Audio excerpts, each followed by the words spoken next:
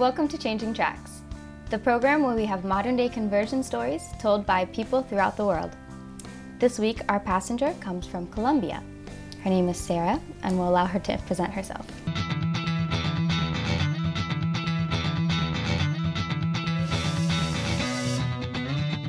Hi, my name is Sara. I am from Colombia, but I live in Canada. I've been living there for 9 years. And tell us a little bit how old you are, what kind of things you're doing. Are you studying? Are you working? Just tell us a little bit about yourself, your family. Okay, I'm 19 years old. Right now I'm studying at the university in my city, and I'm studying civil engineering, and I'm going into third year this year. And what was life like growing up in Colombia and then changing to Canada? Was that a hard transition, hard move for your family, for you? Well, yeah, I left Colombia when I was 6, then I went to Miami, and I guess it was hard in the sense of leaving my family because I missed them a lot at first. And then after a while, like, I got used to it. Everybody got used to it, yeah. But I live always like with my mom, my dad, and my brother. Okay, so if you can just tell me a little bit about your childhood. I mean, you had a huge transition when you were younger, going from Colombia to Canada, but that was probably hard for you and your family. And just tell me a little bit what your family was like and life as a child growing up. Okay, so when I was 6 years old, my parents decided to move to Miami. And when I was a little kid, like up to 6, I was like horrible at school. Like, I would scream and I would kick the teachers and like I wouldn't behave that good. Like, I don't know, I was just like very active and outgoing and like to fight when I was little. And yeah, that continued up until like when I was until I was like 10. My brother and I would always be fighting, and like I don't know, I guess we would watch too many like fighting cartoons, anime, and then I guess that would like set us up to fight all the time. And then when I was 10, my parents decided to move to Canada, and that's when like I start to see a big change in my life. Like, all of a sudden, pretty much my brother and I would stop fighting. Maybe it was because during the first 2 months being there, we wouldn't see any TV because we didn't have a TV or a cable. So I don't know, just like almost automatically we stopped fighting. Before it was ongoing, and then afterwards, like, we would like became just so peaceful. Shows what a huge influence TV has on kids these days. Yeah, it was amazing. It was amazing, but we would fight a lot. And yeah, so then when I went to Canada, in Canada there's public and also Catholic schools. So my parents put me in the Catholic school, which is also still a public school, like run by the government, but it's Catholic school board. And I started to do 6th grade there. And I guess it was pretty normal. I remember like in 6th grade, it was the time when like kids would start to say bad words and stuff. And I had a really good teacher that I think is because of her that I didn't go on to say bad words, because like she would tell us, if you say bad words, like that's bad. If you say fool, like that's against like it's not good at all to say that. And like that put like a hold on me, and I didn't go any further to say any worst words. And yeah, she helped me a lot, like as a person, like not to go into that path of like saying bad, talking bad. And let's see, well, in high school, I did my confirmation when I was in grade 10, and that was really good for me. Like, normally people do their confirmation when they're in 8th grade. So since for 7 and 8, I went to a public school because I changed schools. It wasn't a requirement to do my confirmation, so I didn't do it, right? And it was like normal, I don't know, like it wasn't a requirement, so then I just didn't do it. And then when I was like in 9th grade, I asked my parents, why haven't I done my confirmation? They're like, oh, because you have to want to do it. You're confirming your faith. And I'm like, okay. And so I didn't do it, right? And then later, again, I asked them, why haven't, like in grade 10? They're like, oh, because you have to decide when you do it. And I'm like, okay, I want to do it. So then I started to do the course. And that was really good. I enjoyed that, like learning about my faith. And making that step in the faith of saying, yes, this is truly my faith and I accept it and I want it and I want to live it. Yeah, it was like, I don't know, it wasn't like an obligation for me like to go to Mass or anything. It always like came from me, like I went because I wanted to go. So where did the conversion come in? Was it around this time? Was it later? Yes, well, I started like, I knew my faith, right? But I guess like living like a life centered on God, that was the biggest thing, that like the biggest part of the conversion. Before I just like did what any Catholic would do, like go to Mass and like pretty much that's it, right? Like I wouldn't be really bad, but I wasn't being good either. So I remember one of my friends, she would always invite me to go to the home with the mother, which is a youth group. In my city was a youth group. But there's also like nuns and priests, and it's a religious order. So she invited me for more than a year, and I still didn't go because I was in my other youth group. And I remember it was like one Halloween that I wanted to go. I would like to ask for candy. And all of my friends, like none of them were going because they were all going to a retreat of the home of the mother. I'm like, what? And I couldn't go because apparently like you had to like be going to the meetings to be able to go to a retreat. So then I was at home and I was feeling like pretty bad that I wasn't with any of my friends and they were all in the retreat. So then from that moment on, I started to go to meetings on the Friday groups. And I really liked the home, the meetings. Like it helped me to grow my faith a lot. And one of the things I remember was especially about the Eucharist. So I know that every time I went to Mass, to church, I would always kneel as I came in, right? Like as a greeting to Jesus in the Eucharist. But then at school, in high school, like there was a chapel, but every time I would pass, like I wouldn't even think about it. I would just pass and as if nothing, right?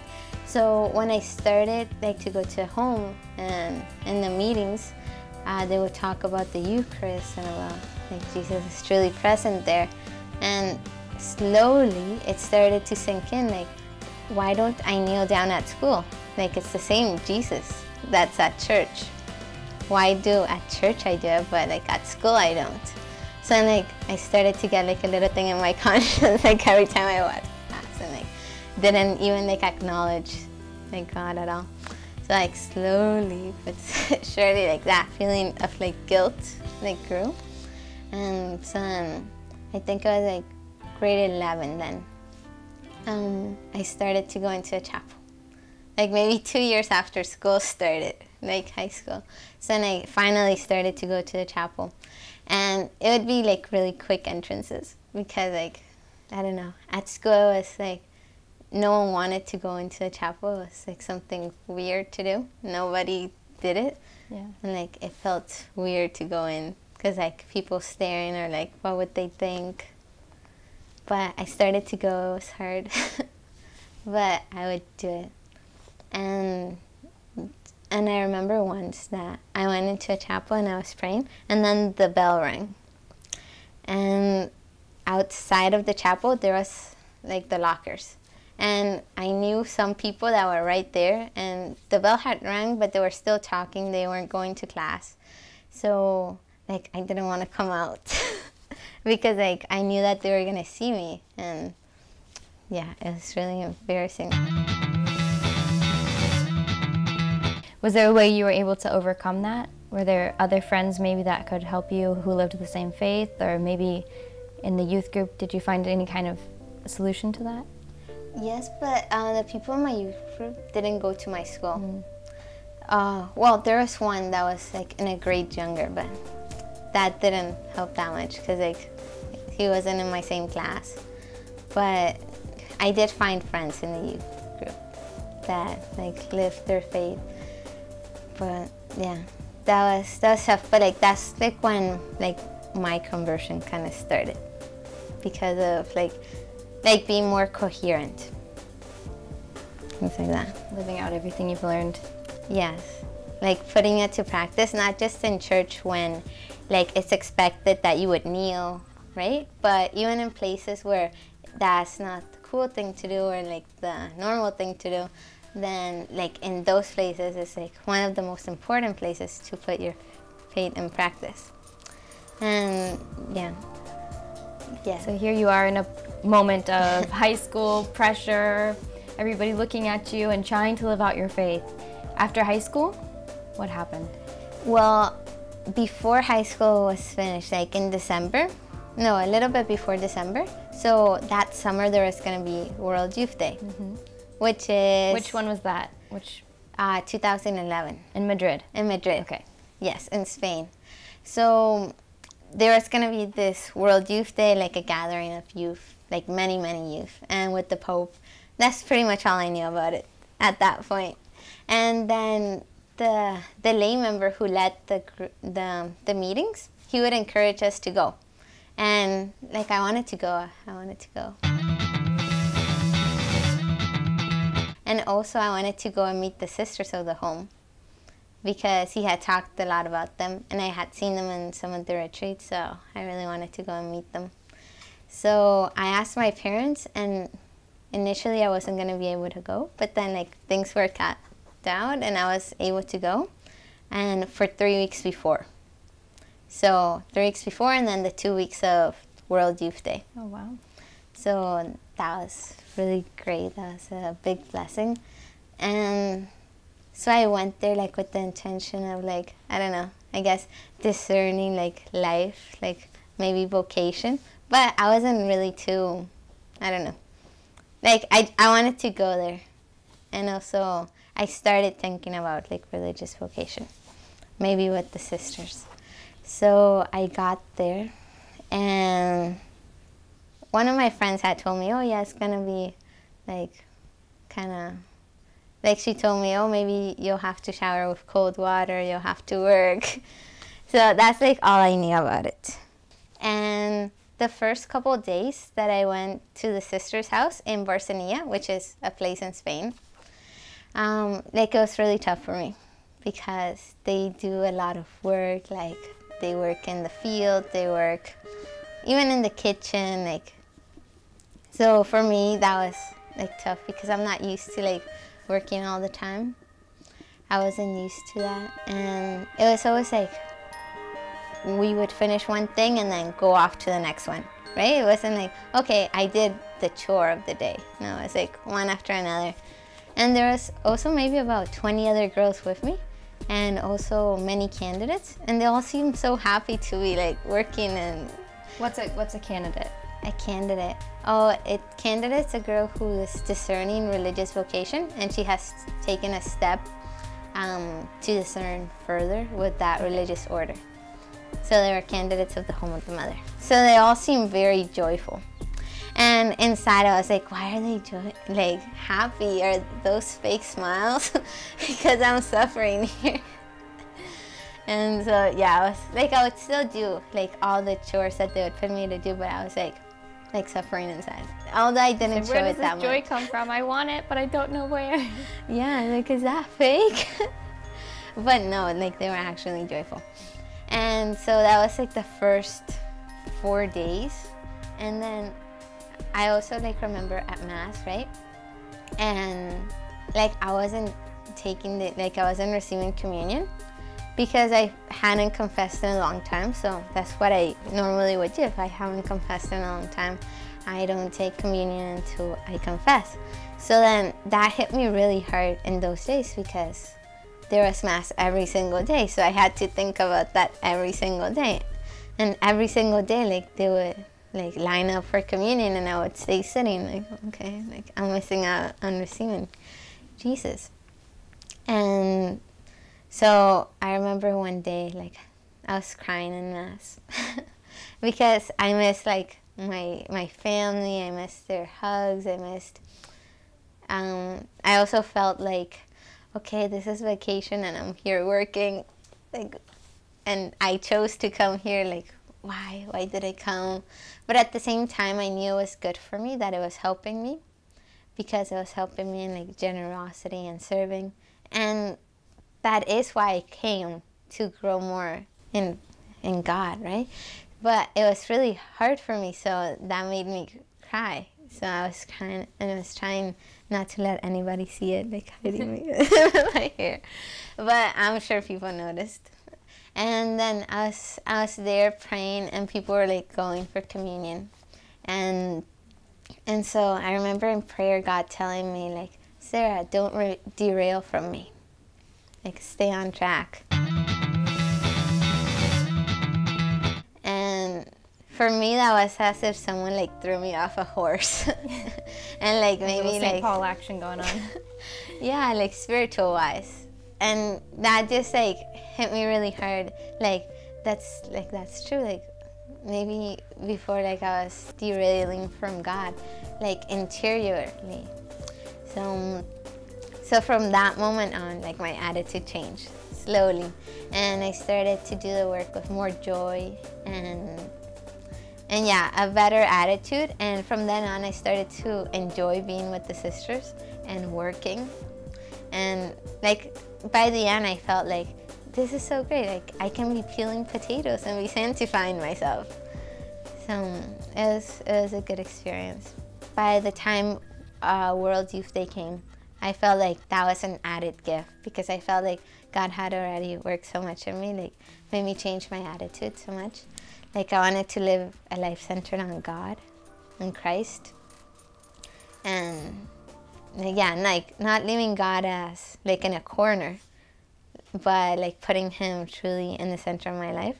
So by the time World Youth Day came, like I felt like, okay, that's another gift that God has given me, and I enjoyed it.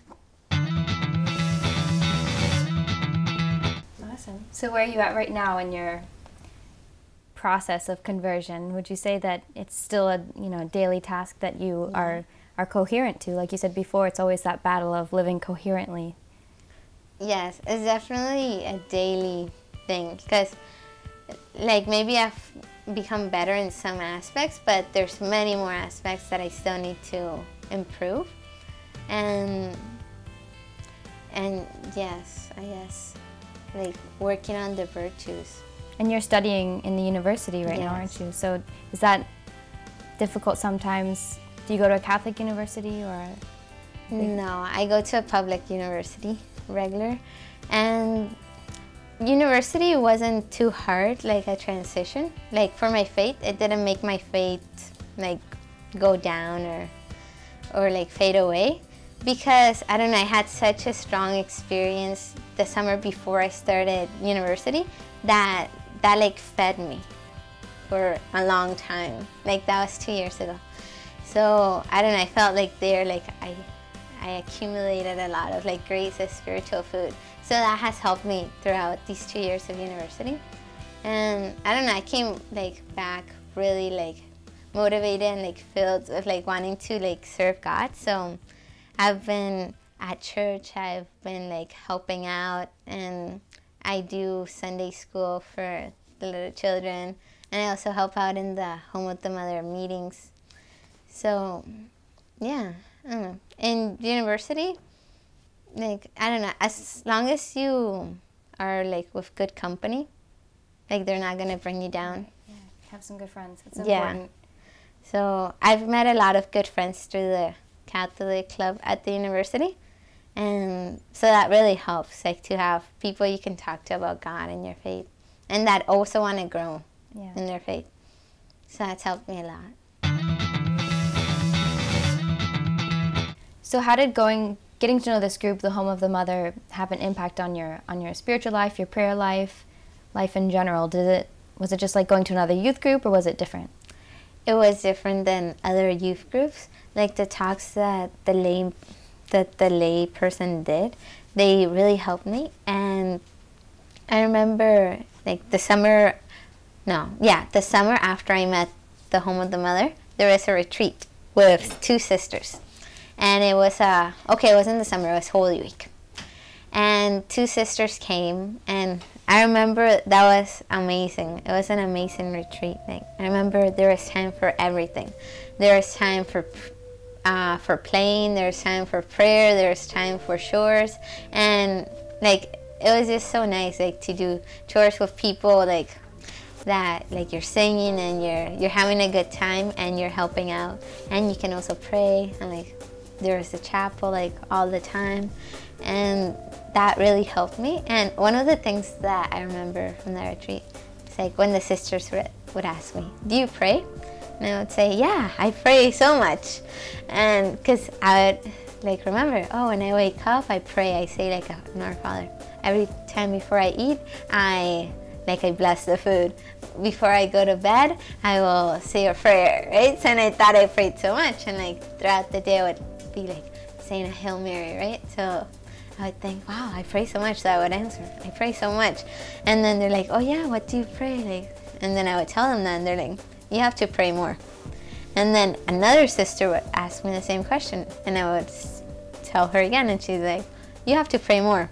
And then the priest that was there, who was also from the home, would ask me, oh, do you pray? And I would answer the same thing. He's like, you have to pray more. So like, all of them would tell me the same thing. So it like started to like sink in a little bit, like, maybe I don't pray as much as I think I pray. So like from there, like, I remember after the retreat, I was like, wow, praying the rosary, that was really nice. So like, I tried it for like a couple of days, and like, I really liked the praying, but then I wasn't like consistent enough, and I stopped. So I made one of the commitments of the home that retreat, like the first commitment, which is the lowest level, which is just like 5 minutes of prayer a day, which for me was like a big improvement, like of solid prayer, of like silent prayer, not just saying like prayers, like the words, right, like an Our Father, but it was like silence. It was a time of silence. Yeah. So that was what I didn't do. So then for me, that was like more commitment. But like, I guess I wasn't still so strong, and after the retreat, that like faded, and I did the commitment for the 3 months that I had signed up for. But I remember near the end, I would just do them in class while the teacher was talking, like in my mind, because, okay, I have to do it because I said I was going to do it. Checklist, yeah. Yeah, it's just like a checklist. So after the 3 months, I'm like, yes, the commitment's off. Like, I don't have to do it because I knew I wasn't like living it too well. So it's just like a checklist, like only. So after then, like a year or 2 years after, I went to World Youth Day. And it was with the home again. So then the experience that I had with the home, it helped me a lot. And there I really wanted to like have a prayer life, because in the house where I was with the sisters, we would pray a lot.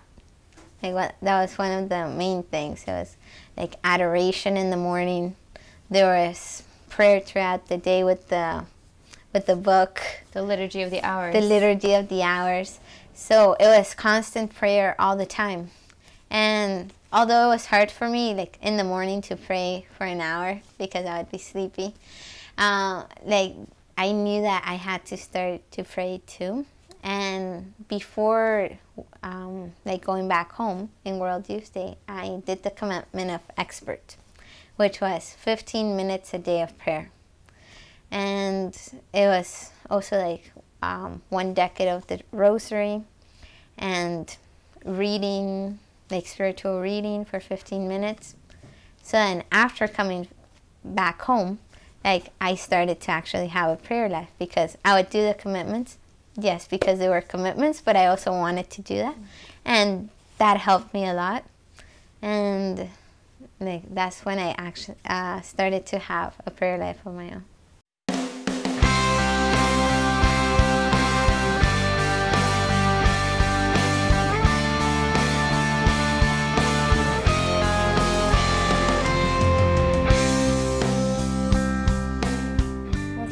Sarah, for sharing your story with us. Just like Sarah said, a lot of times we can get into that kind of idea of, well, I'm not doing anything bad, so I'm not bad. But like she said, sometimes we're not doing anything good either. So we're there in kind of that tension of, you know, just living a mediocre life, the day-to-day, and then when you're living mediocrely, of course you're going to be embarrassed of what do other people think of me if I go in the chapel and say hello to the Lord. But luckily the Lord gave her a huge grace, which was, you know, going to Spain for the World Youth Day in Madrid, and feeling the Lord speak to her interiorly when, you know, He said, don't go off track, don't derail, you know, and then just to be open to receiving that grace from God and changing slowly, little by little, changing to live a life of service, and to, instead of going in on oneself, to go out to others and serve. So thank you, Sarah, for sharing your testimony, and we will see you all on the next week with our next passenger.